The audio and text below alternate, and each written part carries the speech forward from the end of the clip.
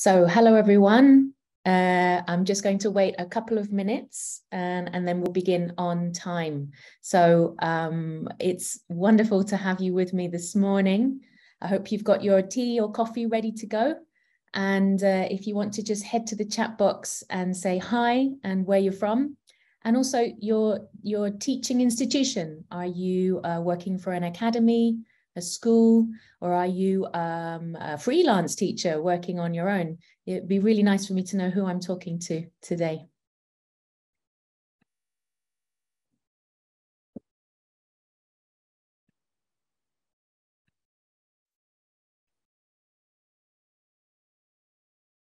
Okay, Honora, thank you very much for telling me. It's disabled for the moment. Okay, I'm sure my administrator is going to enable the chat any second now when it comes to the time of the session. When it's enabled, we're going to say hi to each other. Thank you.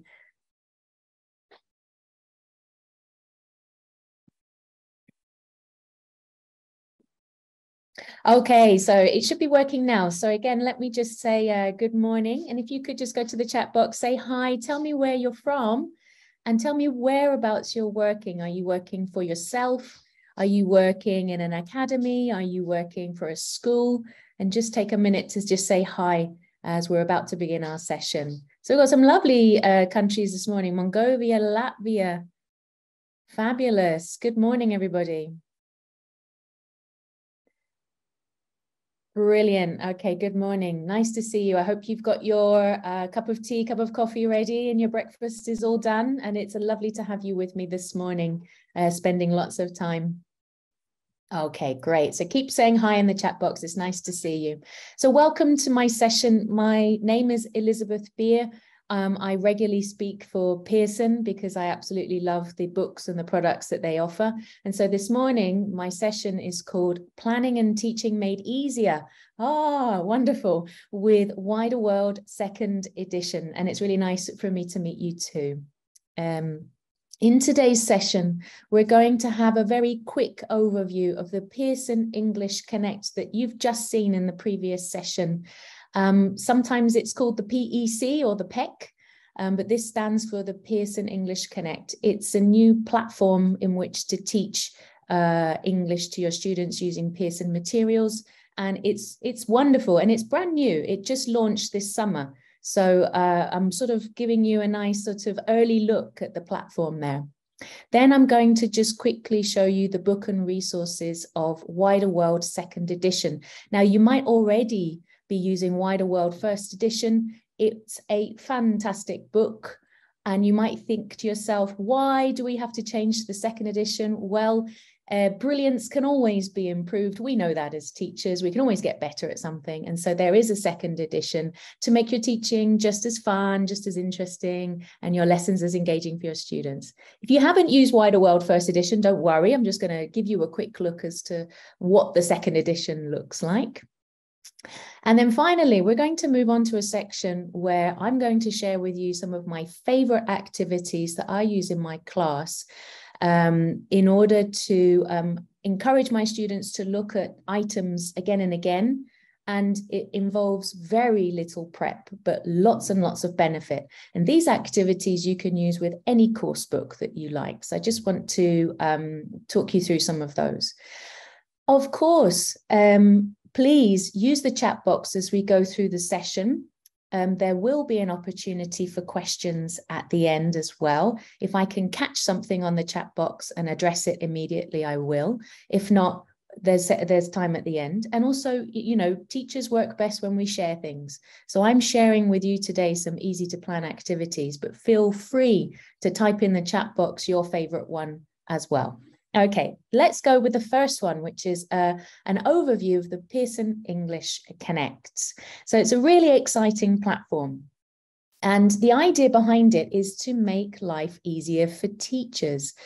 As teachers, we know how much we care about our students. We have a lot of students and we're always spending lots of time planning, delivering classes, doing assessment, talking to parents, talking to other teachers, and a lot of our time is used. So for me, anything that makes my life easier as a teacher, I'm going to give it a big thumbs up. And I've used Pearson English Connect and I really enjoy it. So I want to show you a little bit more about it. if you already have a login with the existing Pearson platform, it's nice and easy because you're going to use the same login that you currently use. So our new course books that are being launched are connected to the Pearson English Connect platform. And so when you want to use that book, you're going to go to the platform, but it's the same login. If you don't have a login currently to the Pearson platform, don't worry. You can just easily create one and then go and access the materials. So if you have been a user of the platform, you'll recognize this page. This is a list of all the books that you might be using. And of course, I have a lot of books here. And then as you can see, you've got next to the book that is adaptable to the new Pearson English Connect platform, you have a button, you click this button and you go straight to the platform. So it's nice and easy for you to get started with. And as you can see, Formula and Wider World Second Edition are ready to go. As previously mentioned, it is compatible for mobile phones and desktop devices. Studies have shown that kids don't often have their own desktop or laptop computer. Usually families might have one, maybe two, and mum and dad are often using that for their work. Kids have been accessing a lot of classes in lockdown and in war conditions, for example, in Ukraine, on the mobile devices. So now educators are aware of that. And so they're changing the way that you can see a screen so that it is mobile compatible. So that's a really great feature there. Learning can be done on the go, wherever the students are. If they're coming back home on the bus or they're sitting on the sofa, they can still learn. This is my favorite thing about the Pearson English Connect. Now, within the whole platform, you actually have a virtual classroom and you can give online classes or hybrid classes. So what I mean by that is you don't need to use a third party anymore, such as Zoom, Skype, Microsoft Teams. It's all embedded in the Pearson English Connect. And that's lovely because what that means is you don't have to navigate through lots of tabs. For example, you're on Zoom and then you're using the chat box of Zoom, but then you have to share screen and then you have to navigate between different things. Instead, it's all in one place. So let me show you what I mean by that. So here we go. Here's an example of what it looks like. So you've got me there on the video and chat on the right-hand side. And straight away, I've got everything I need. So I've got my whiteboard, which is right there. And I can show my students some examples. We can play some games. I've also got the opportunity to use chat box with them, and the chat box is there, and I can either talk to the whole class, and the whole class writes back to everyone, and everyone can see it, or again, there's a personal message system there. And then again, without needing to navigate between tabs, at the top here, I can choose an activity from the book that we're teaching, and I can set the activity for my students straight away. So if I click on activity, I will then choose Wider World Second Edition, page 2, activity 7, and I can set that immediately for my students. I can also ask my students a question, and they have to either respond back to me written or audio. And we also have breakout rooms. So this is one of the most fun features that we have with a platform, and it's here for us to use. So again, we can assign our students into the breakout rooms. They can talk to each other, they can do activities together, and they can do project work together. So if you're teaching online still or in a hybrid way, everything is here for you, and you don't have to keep sharing, unsharing your screen and being fiddly like that. So nice and easy. So I really like this. This is a really nice platform. This is a really nice section of the Pearson English Connect.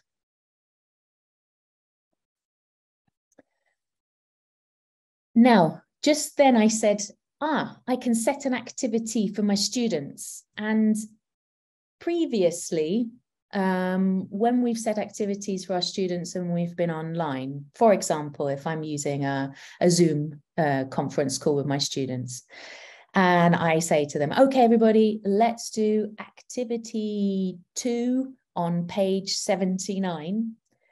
I genuinely don't know if my students are actually doing the book or if they're distracted, shall we say, by something else. If the cameras are all on and I see my students with their heads down, you know, I could probably think they're doing the activity because I'm going to ask them for feedback. However, I genuinely don't know at what point the student has started, when they're finished, and how it looks. But you can with the Pearson English Connect. So check this out.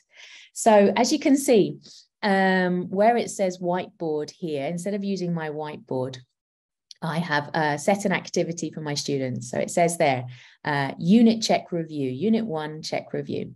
And so I can see who started the lesson. And you can see there in the list, Ola hasn't even started yet. And my 2 other students are already quite a way through the activity. So this gives me the opportunity to direct message Ola and say, hey, is everything okay? Do you need some help with the activity? Would you like me to explain the instructions to you again? Would you like to work together with me on it? Or I can also use my video to say it to her, but then everybody in the class hears that. So it's up to you. And then I can see that my 2 other students are pretty much on task, getting the activity done and getting it done at more or less the same pace and same rate. So for me, this is super, super useful for me to keep an eye on my students and see how they're getting on there.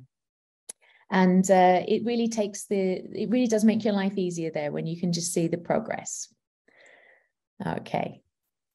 Another thing about making your life easier and seeing progress is this grade book that's embedded in Pearson English Connect. So as you can see at the top of the screen, there are different menus. So my content obviously has all my books that I'm using. My groups are all my classes that I'm teaching, and so on. And then here you have a tab called Gradebook. So Gradebook allows you to have a huge overview of what your students are up to and what their progress is at any given time. Now, this is private to you, so you can see everybody's progress, but the students can only see their own progress, okay?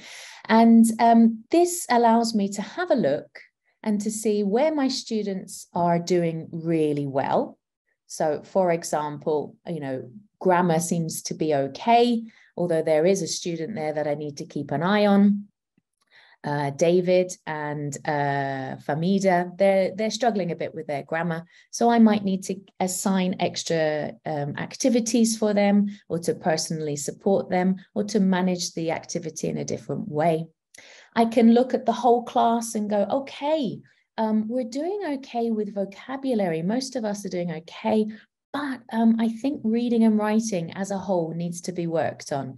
Not everybody's very comfortable with this. So I might then add in some extra support there at the reading and writing stage, giving more activities, or maybe breaking the lesson down into more easier chunks. This can also be used if you want to talk to your parents as well. You know, we have to talk to our parents quite frequently to see how their lovely son or daughter is getting on. And here we can produce a report, and we can share with our parents how their child is doing, which is really nice because it's proper evidence. You know, it's not just an opinion that you're forming. You've got data to help back up what you're saying with your parents as well. And it's in a very easy to read format. And the nice thing about this gradebook is it shows the progress of your students, okay? But it also shows you how many times they completed an activity. One of the nice things about Wider World Second Edition and the activities that students do is that it doesn't matter if you make a mistake. Doesn't matter that you didn't get 10 out of 10. It encourages you to go back and try again if you haven't got a perfect score. So students are sort of self-learning, self-motivated, which is what we want them to be. And in this gradebook, you can see, for example, that Lottie did activity 2, and she did it 4 times before she got the perfect score. So you can see how many times as well that they're doing an activity. So it's very comprehensive, is what I'd like to say. So going back to the benefits of making life easier for the teacher, as I've said before, there's no need to navigate between internet tabs. It's all included, and that's a big bonus for me because I used to hate having to stop sharing screen, start sharing screen, and things like that. You can also generate tests with lots of different material. What I mean by that is you can use the material and the tests from the course book that you're using. So for example, if I'm teaching Wider World second edition, I can of course use the material within that book to generate some end of unit tests, end of mid-course tests, end of course tests, and so on. But every single course book on Pearson English Connect is connected.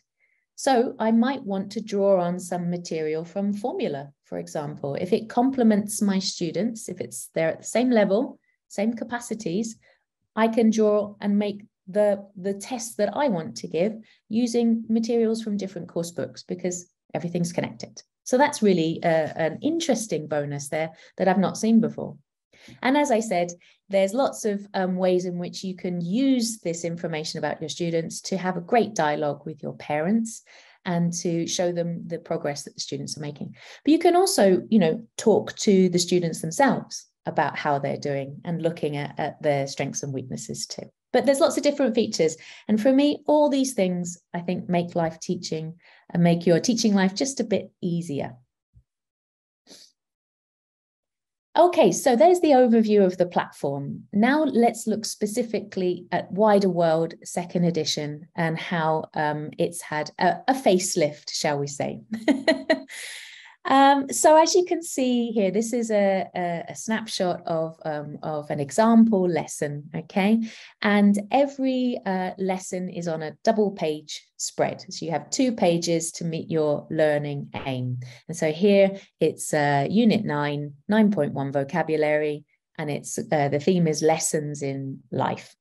And as you can see, the materials are right there. All you have to do is to click on the button and it takes you to the extra resources. So if you're teaching the page and you think, oh, I wish we could just do the activity from the workbook, or the resources would be really nice here, they're actually embedded in the course book, ready for you to click on. You can access them separately if you want, but they are embedded. Takes you to a new tab, opens up, you do the activity, and then you go back, okay? And then at the top of the page, we've got our features that we like. We've got our whiteboard. We can go straight to our workbook and resource book if we really want to, and all these things. It's really lovely. And I've got a tab here as well where I can open it up and I can look, I can mark the page, highlight some information, hide it to reveal a picture. And I've got my features at the end here and to play games and activities. This light bulb here that you press reminds you of the lesson aim and reminds your students as well of what they're supposed to achieve. And it gives a nice suggestion for a nice lead-in activity. And for example, if we want to see an activity in a more clearer way, here you click on the button and it takes you straight away to a bigger screen. And embedded already is the audio, so you don't have to go looking for that. And students can do the activity for you. And there's also, it says here, this is a writing, and it does also give an example answer for students if they need a model as well. So everything's there and it's embedded, which is lovely.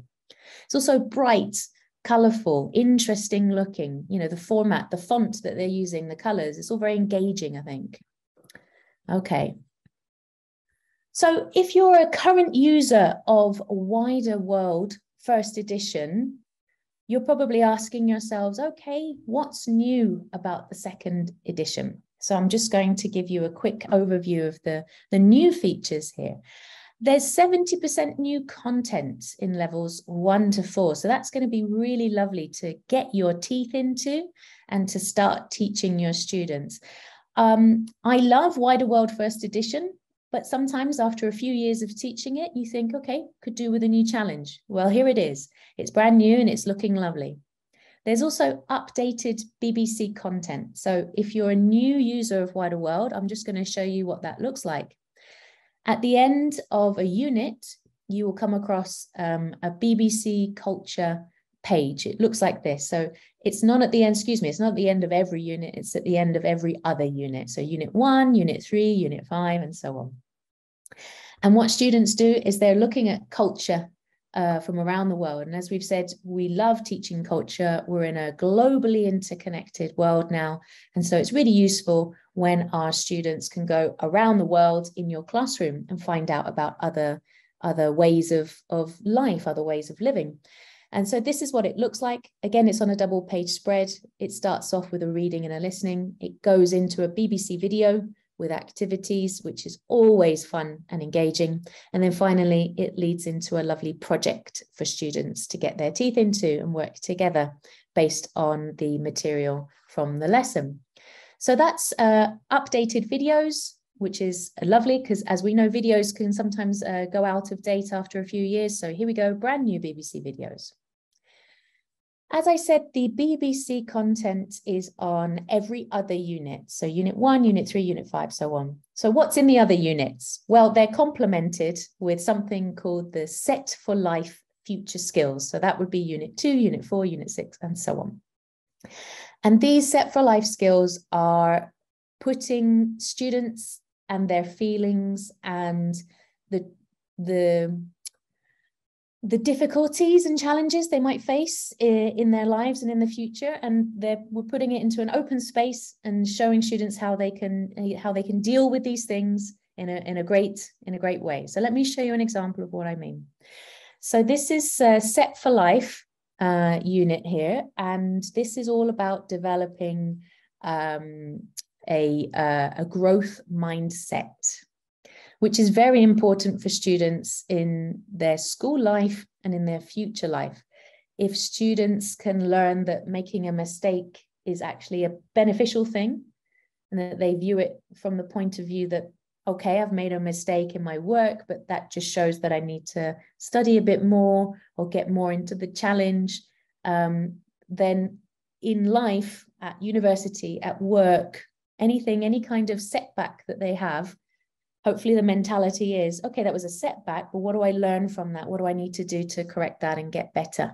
So it's helping students to equip them with the tools that they're going to need in the future. So it's putting the student front and center here in the course book and thinking about them. So I like these Set for Life future skills units. I think they're really, really valuable. And again, it's lovely vocabulary, lovely grammar. Of course, we're still English teachers fundamentally at the end of the day. So there's lots of nice grammar and vocabulary and project work as well. So going back to what's new, there's also an extended reading and writing program. The course does encourage students to work by themselves at home, doing lots of nice extra activities. Something that I'm very passionate about myself as a teacher, there are diversity and inclusion principles covered. Wider World Second Edition recognizes that students vary in many different ways, including language ability. And so there's a wide range of material to support that already created and already embedded in the course. For example, there's graded activities in the workbook. There are tests specifically for dyslexic students. There's many adaptable resources. And on a simplistic level as well, you can toggle the platform so that it's in dark mode, not with a bright white light that can be disturbing for some students. They can't concentrate. You can switch it to dark mode. There's also a font that's been particularly chosen to help students with their reading skills if they're having problems with reading. So there's all little different complementary things that's been embedded with diversity and inclusion in mind. And it's a brand new digital environment. Kids they're tech, they're living in a tech world. They enjoy using tech. And so this new digital environment just complements the way that they live and complements what they're doing. So that for me covers, I think, what's new in Wider World Second Edition. Go check it out, go have a look and see how you feel about the content and if that would be a good fit for your students. I'm sure it will be. Now, I'd like to move on to the last section of the talk today, which is my top quick planning activities. Okay, so these activities are still they're not just quick for the sake of being quick, as in, oh, I've got 5 minutes at the end of my class, what do I do? They still abide by the principles of good language learning, helping our students to see texts again and again, to get more out of them and to be better language learners, okay? But they're useful for us because they're solid in their methodology, and yet it doesn't take a lot of prep on our part. So that's a win-win for everyone, I'd say. So just as a quick reminder before we kick off with these little activities, in order for us to have easier lives as teachers, I just want to remind us all about our lesson aims, okay? So the books and the teaching books that we use very often come with its own aim, which is lovely. But it might not be the aim that's absolutely suitable for you and your students, okay? So feel free to set your own aim or to adapt the aim of a lesson. Once you've set a clear aim, just remind yourself, ask yourself the question, when you look at the book, you look at all the activities, ask yourself, does this activity help my students reach the aim of the class? This is a good question to ask as well if you only teach for 50 minutes twice a week, for example, and the book double page usually takes a couple of hours. So you might need to cut out some items. And remember, course books are very comprehensive. Course books are designed for any student, any class, anywhere in the world. So they're putting in lots of stages, making sure that students can solidly reach an aim. But you and your class have different strengths to a different class on the other side of the world. So it's really important that we do check our book and say, yeah, well, my students could probably do that already. So take that out. Okay, and now we're going to focus on the other things as well. Okay, so first of all, easy, quick planning. You know, do we need to get rid of some items and do we need to bring some items in? Okay, I'm going to talk you through some fun things I like to do with my reading text to start with. Okay, this activity is called Finish the Sentence or Say the One After. Okay, so imagine we have a text from our book and imagine we've done the complementary activities. As you can see in this text, this is about an article about a girl who went to the Mobile World Congress to see new gadgets for the future. And as you can see, the phrasal verbs are all highlighted in the text. So obviously your students are going to be doing some activities there. So imagine they've done it, they've done a lot of the activities, but a lot of language learning and a lot of understanding of text involves repetition. Going back and saying something again, going back and reading something again allows the students to understand it in a deeper level. So all my activities today encourage students to go back and revisit something so that it stays in the brain. Students are noticing patterns and vocabulary and using it themselves. So students have read this article, they've done the activities, and so the activity is called Finish the Sentence or Say the One After. So let's imagine I'm working with my partner.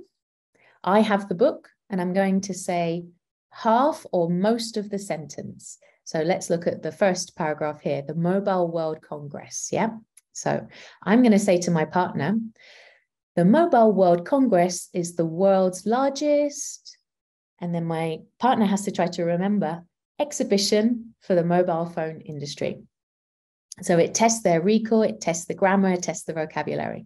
Now, if they say more or less approximately what the sentence was, that's still a thumbs up, that's still great, especially if it made grammatical sense as well. And if they got it wrong, it's okay. They just move on to the next sentence, okay?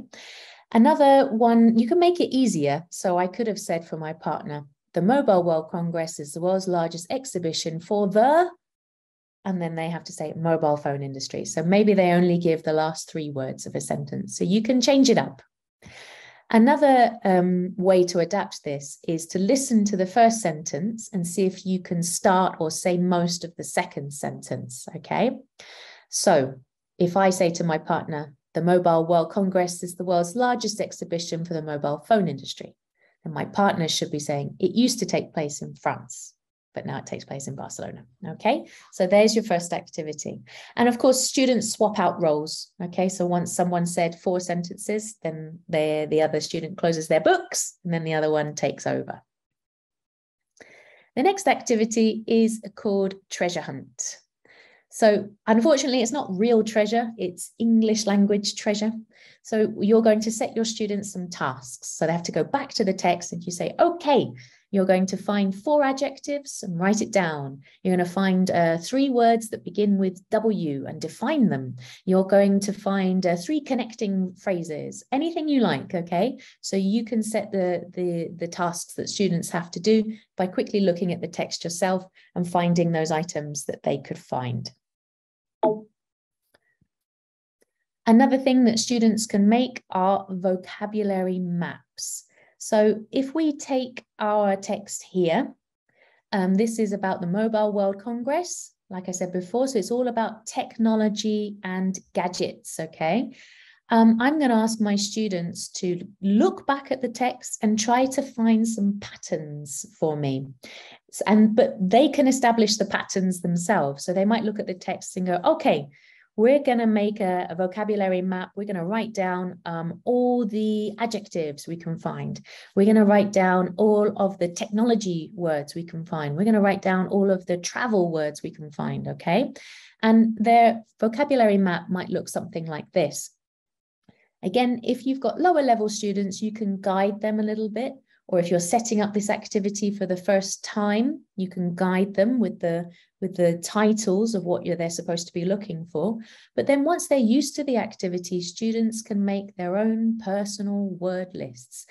And what does that do? That actually enables a lot of discussion between students as well. Where should this word go? How should we classify it and why? For example, I have a column here with technology. So I've got mobile phones, screen, gadgets, and so on. And in the phrasal verbs, I have one called switch on. You could argue that that belongs in the technology section because we often switch on technology. And it does encourage students to try to say, well, it should be here in this column. No, it should be here. Or creating a column where it overlaps with each other. It doesn't have to be 3 word lists. It could be 4, 5, 6. It could be 1 or 2. So it doesn't matter. But you're asking your students for themselves to classify the words that they're finding. Another activity we can ask our students to do to go back to the text is called adding a secret sentence. So I'm going to try to find a place in the text where I can add my own sentence, and I'm going to do it so well that when I read the text aloud for my partner, they're not going to realize that that sentence is my sentence. Okay, so once I've written my secret sentence, I read the text aloud again for my partner, and my partner listens. And when they think they found the secret sentence, they say stop. Okay, so again, we're going back to the text. We're looking at the grammar, looking at where we can add a sentence of ourselves, and we're listening as well. So for me, I added a sentence here in paragraph 2. I heard robots playing music and winning games of chess, for example. Okay, if that's a bit too challenging for your students, you can ask them to just adapt something very small. So for example, down here I have scary. Maybe your student will say, it was so scary, writing in the missing words there. Or maybe they want to change that they don't say scary, but they say, I also flew in a flying drone taxi without a pilot. It was fantastic. And your partner goes, hang on, that's not what the text said. The text said it was scary. So it's changing the text in a way and trying to trick your partner into not seeing where you've put the extra information. The next activity is called Find the Sound, phonemic practice. It's exactly like the treasure hunt, where you're finding words and items. In this sense, you're actually finding sounds. So for example, you could ask your students to go back through the reading text and find schwa sounds, go back finding diphthongs, go back finding consonant clusters and underlining them. This is good. This is a good challenge as well, because as we know, the way English is written sometimes doesn't logically correspond to the way it's pronounced because of lots of diminished sounds and spelling variations. So this helps our students to notice some of these things as well. And especially if you're doing a good focus on phonemics, this is a really lovely activity. One final activity is called Change the Title. So very often in course books, the title can be fairly standard, shall we say. My Day in the Future at the Mobile World Congress. You're very welcome now in the chat box to tell me how might you change the title of this text to make it more exciting. And so students can work in pairs or small groups and try to come up with the class's most exciting title. And again, it allows for lots of discussion, understanding of the text, and wordplay and humor, which is really important as well when you're learning a language, how to do double meanings of words, how to engage your reader. So as I say, feel free to put in the chat box how you might give this a title. Victoria is saying robots nowadays. Very good, very direct there. Nice one, thank you. And I have one more activity for you, which is called Letter Search. And so students play either with you or with a partner or a small group. And one person simply says the first letter of all the words of a sentence. For example, I've underlined this for you here in the text in blue. So if I was playing this game, I would say to my friends, F, S, T, B, L, and students are looking for the sentence. And if they think they found it, they put up their hand and they say, flexible screens that bend like paper, and so on. And you go, yeah, well done, you found the sentence. So again, you're asking your students to go back into the text, see the words again, see the combinations, see how the language is built up in a really fun way. Okay, I'd like to now share with you my top listening texts, quick planning activity. So if we've got a listening, what can we do? Before we listen, I like to share with my students some sentences that they're going to encounter in the listening in order to generate some discussion about what the text is going to be about. All of these sentences are in the audio script. So again, I've not prepped anything special. I have the audio script in front of me, and I'm going to read aloud to my students these sentences. I can also copy and paste them and put them on my whiteboard if I want. There's two ways to do this. You can either put all the sentences together to generate a big discussion about what the listening text might be about, or you might want to show sentences just one at a time so that students are either confirming suspicions or changing what they think. And of course, this does generate lovely language of speculation. And that language of speculation, as you know, often appears in lots of exams, okay? So putting sentence starters on the board to help our students do that discussion is really useful. For example, I reckon the listening is about, I think, in my opinion, maybe it's this, it must be that, okay? So asking students to try to think ahead. It's also a great opportunity for me to already show some vocabulary that might block students. So for example, I've got the word editor here. Students might not know what that is. And I've also got the word pony as well in the listening text. And it gives me the opportunity to just teach that word very subtly, very quietly, without any fuss, so that when students listen to the text, they're not blocked by that particular word. A variation on this is to mix real and false sentences together. So for example, my sentences in purple don't actually belong in the listening text. So once students have decided, okay, these black ones I think are going to, well, obviously you're not going to put them in different colors. This is just for you so that you know what's different. If you put the sentences on the board, students have to decide which one goes in the listening text, which ones don't belong in the listening text, and then they listen and check their answers, okay? Don't color code it for them. Now, it's quick planning because I haven't invented these sentences. They come from a different audio. So I don't have to do any extra work inventing different sentences. I just simply take them from another audio and I've mixed them together, and students have to separate them and try to figure out which ones belong in the text. This is one of my favorite activities to do. This works for listening and reading texts as well. And it's a way, as I said before, to help students if you think there's going to be some vocabulary that might block them in the listening. And so we can use that vocabulary before we listen so that students can get a better experience when they do. So here's 9 vocabulary words and phrases from the listening text that are a bit tricky. Okay, so first of all, we'll look at each one as a class and try to understand what it means. So we could draw a picture, we could explain, we could say the word in the original language, as long as we're clear. Now I'm going to make little cards of these words. Now, again, you could make the cards if you want to, or you could ask your students to make the cards, which I love. So you can say, okay, John, you're going to write down on a piece of paper the word pony. Jenny, you're going to write down on another piece of paper the word published, and so on.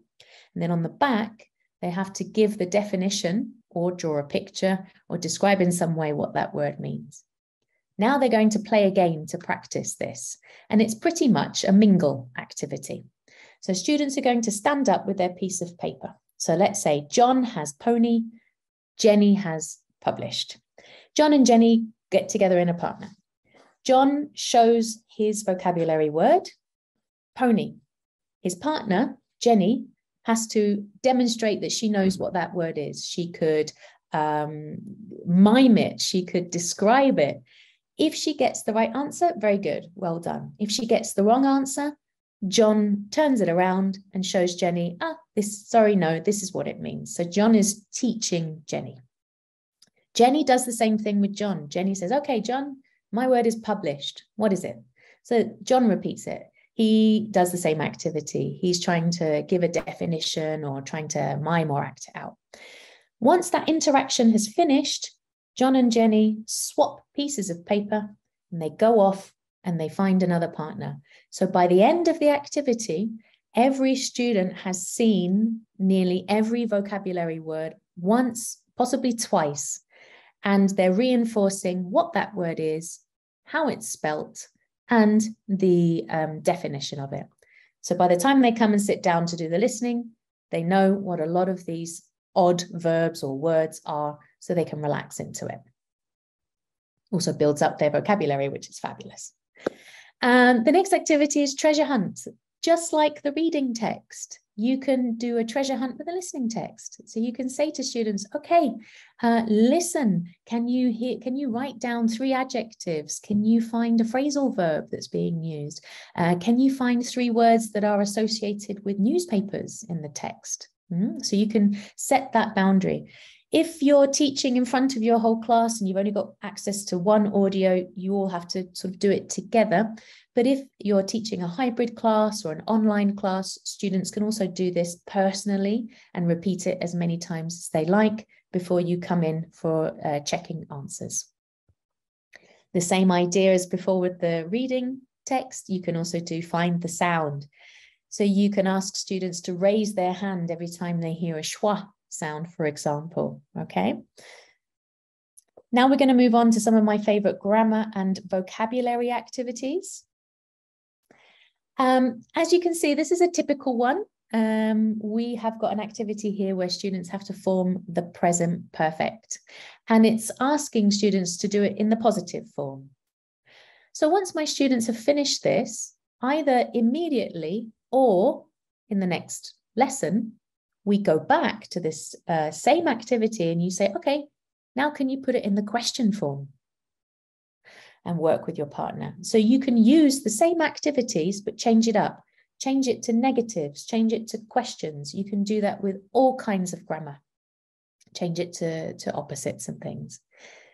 Once students have done an activity where they need to choose the best word that fits in a space, use the word they didn't select And students then have to make their own sentences to show that they understand the difference or understand how that word that wasn't used can be used.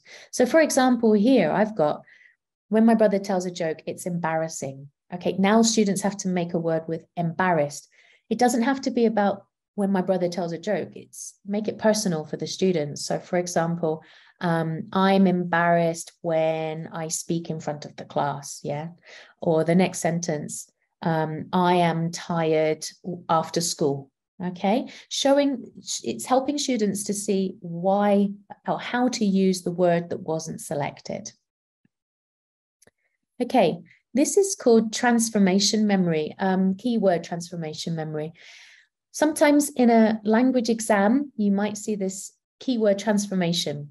So you have an original sentence, example, the actor's autobiography was published last week. Then you get a keyword, came, and then you get the start of a sentence and the end of a sentence, and you have to try to make sense, replicate the first sentence, but using the given word. So here this is the actor whose autobiography came out last week. Once students have done all the keyword transformations, they work with their partner, and the partner has access to the book, but their partner has the books closed. And the partner says, okay, the actor's autobiography was published last week, came. And the partner has to try to remember, this is the actor whose autobiography came out last week. If they manage to get it right, they go on to the next sentence. If they get it wrong, they look at the sentence, close the book again, and repeat. And you're ending up building a ladder. Okay, so your partner at the end is going to try to remember all of them. So if your partner can say, this is the actor whose autobiography came out last week, great. They move up the ladder to the next keyword transformation. And if they manage to say it correctly, good, they go to the next one. But if they make a mistake, okay, they have to go back down to the bottom and repeat. This is the actor whose biography came out last week. I'm so sorry. I apologize for putting up with this weather. And they have to build up the ladder. Another activity that you can do that's similar to the keyword transformation challenge is this one where you're giving some points for forming a sentence. So you're going to give the main sentence to the students. Example, I'm so sorry we have to endure this weather. And then you're going to give the keyword and nothing else. Okay. And I suggest you do this of activities you've done previously. And 3 weeks later, you revisit this. Students should be able to remember from a few weeks ago what the sentence was. If they can get it with their pairs or groups perfect without any help, you're going to give them 10 points. If they get it a little bit wrong, that's okay. You're going to say, I'm sorry, that's wrong. And then you give them one word. But what that means is their points go down to 9 points if they can get the sentence, because you're giving them a bit of help. So you give I, and if they can give the whole sentence, great, 9 points. If they can't, okay, I'm going to give you 2 words to help you. I apologize. Oh, yeah, I apologize. And they try to remember the way that the word should be used. Okay, and you're just coming down points for every word you help them to get in the sentence. Another thing you can do, super easy, say the sentence as fast as possible. So work with your partner. Now you're not going against your partner, you are going against yourself. And so your partner has the stopwatch and you say the sentence as fast as possible. And imagine it's 3.6 seconds long the first time. When the student does it again, they have to try to beat that score, get it down to 3.5, 3.2. So they're not in competition with each other, they're in competition with their own selves about how fast they can say it. And again, this helps with pronunciation features. This helps with memorizing patterns. Another activity we can do is your partner says the answer and you have to say the sentence. So imagine we've just completed activity 1. I then close my book and my partner says to me, is taking. And I go, the woman is taking a photo. So I have to remember the sentence. We can also pick and draw the sentence. So this is like a Pictionary game. So I will start drawing that my brother is trying to tell a joke and everybody else thinks it's embarrassing. And my partner looks at my drawing that I'm doing, goes, oh yeah, that's the sentence. When my brother tells a joke, it's embarrassing. I go, yeah, that's the one I was drawing. So it's a Pictionary style game. And finally, we have add extra information. So if I say to my partner, and enjoying a slice of marble cake, obviously this is my sentence, not my student's sentence. But if I say, and enjoying a slice of marble cake, this goes best with sentence number 2. The man is drinking coffee and enjoying a slice of marble cake. So I have to try to remember which sentence do you think would go together with that one. Finally, let's have a quick look at how you can use images. So here we have an image from the book and it's I see, I think, I wonder. So first of all, students are going to work together with the I see, and they're being very factual. They look at the picture and they say, I see trees, I see a river, I see a man on a cliff, I see a helmet, being very factual, vocabulary. Then we go to the I think. So we're making some speculation.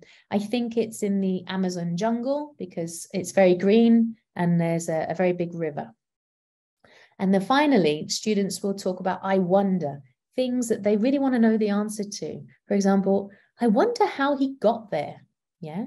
I wonder if he's feeling scared.